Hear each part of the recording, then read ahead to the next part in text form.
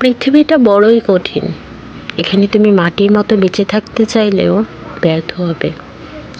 তোমার চারপাশের মানুষ, পরিবেশ তোমাকে পোড়াতে হয়ে উঠবে জলজ্যান্ত ইটের ভাটা।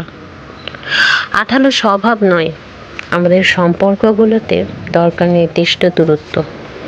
ঝিনুকের মতো নিজের ভিতর গোপন রেখো কিছু। অত নারী ভুরির কথা জানান দিতে নেই, দেখিয়ে দিতে নেই ক্ষতস্থান। ওতে বড্ড সর্বনাশ হয়ে যায়।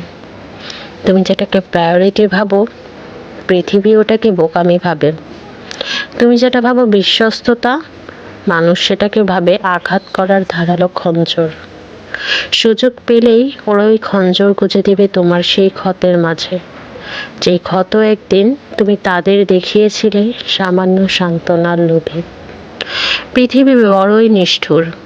গোপন রেখো ট্রমাটিক অতীত, লুকিয়ে রেখো প্রিয় মানুষ, আড়াল করে রেখো চোখের জল, দীর্ঘশ্বাস, অপ্রাপ্তি আর অপমানের টুকরো টুকরো মুহূর্তগুলো।